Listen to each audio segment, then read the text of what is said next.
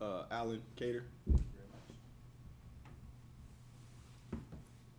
Alan, as a senior 0-3 against Duke in your career, how big would getting this win on Saturday be for you personally? The win, it'll be big, but the staff now has emphasized the 24-hour rule, and I've kind of used that as my career here at UNC and stopped looking in the past and focus on stuff that's happening now. So that way we can just start on a clean slate and go from there.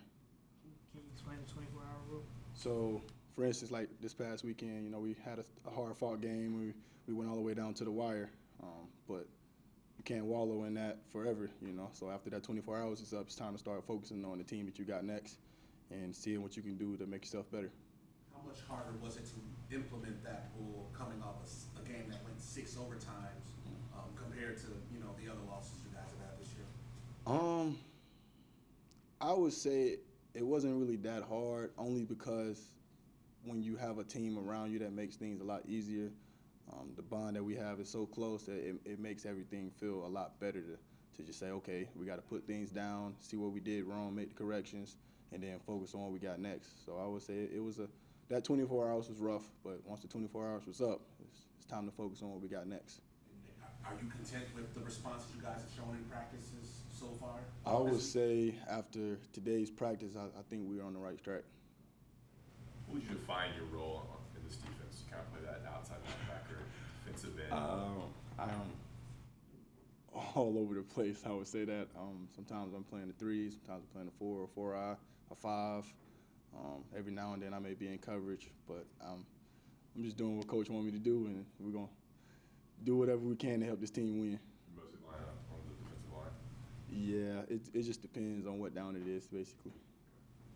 Is that a situation where you're doing a lot more than you thought you could do, or? Nah, I would say it's to me it's fun because I get the best of both worlds. Like, it's dropping coverage, I get to go rush quarterback, get to make plays on first and second down. So I would say it's kind of it's a recruit's perfect world. You come here and you get to play everything. So. How is it to kind of experience success, especially kind of come on, especially the last 3 or 4 weeks or so? But how is that to experience that success? You mean like on the field or as far as a team or individually?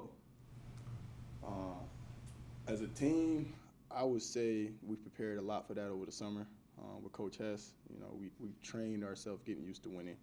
That came down to getting the lifts that we had to get, the goal weights that we had to get, even down to the runs that we had to make. And I would say coming to this season, all our confidence was extremely high, and our confidence is still extremely high. Individually, I would say it's the same thing. You know, for me, it was coming off my injury, getting back with the team, making those bonds again, getting to know the new coaches.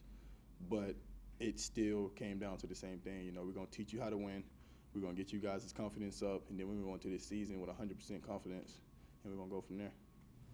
What does the Carolina Duke rivalry mean to you, and how important is it for you and the team to get that, bring that victory bell back to Chapel Hill?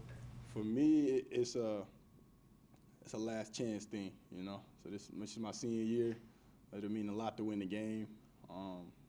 It'll mean a lot for the young guys coming in to show them that, hey, this is how we do things at Carolina, and this is what we want to keep doing for future. It's an impact to recruiting. It's an impact for the fans. I believe Duke is, 25, 30 minutes up the road, so we see these people every day. And this game Saturday is going to have a huge impact for the rest of the season and for me, the rest of my career. So, how does a loss to Duke compare to a loss to another team? Emotionally, I would say it hurts more because it's home. You don't want to lose at home. But in terms of it, just looking at the schedule, our team has our goals.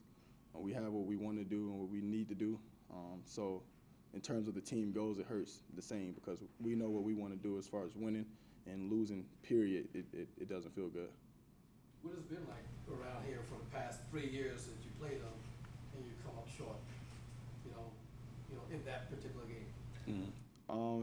So freshman year, all the way up to now, I would say it's been that same thing. You know, that game's over and you see another team run across and take something that you know is yours deep down.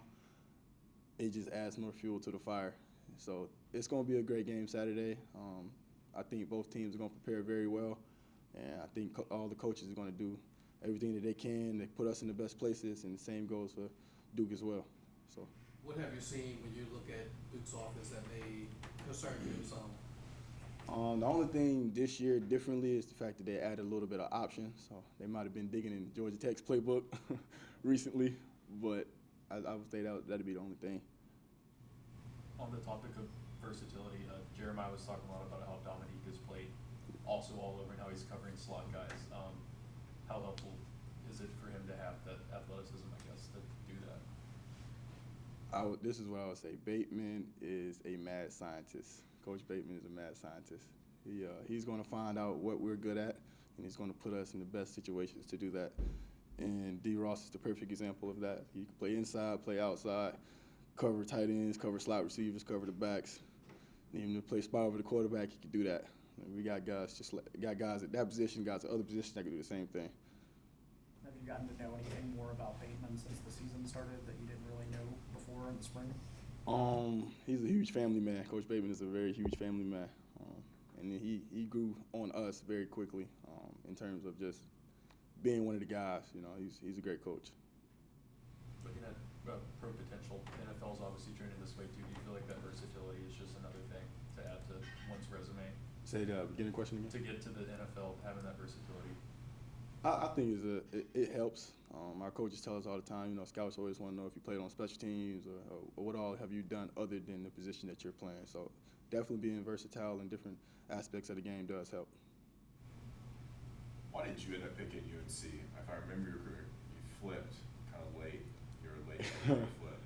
Yeah, so my recruiting process, I committed to Indiana my junior year, and then I decommitted after my visit to Arkansas. And then it came down to the wire between here, Arkansas, and South Carolina. When I was looking at everything, I wanted to make the 10-year decision and just see where I can be happy with, hey, I'm playing football and I'm getting academics. And UNC was the best fit for all of that. All right, thanks, Tom. Appreciate you. Appreciate you. Thank you.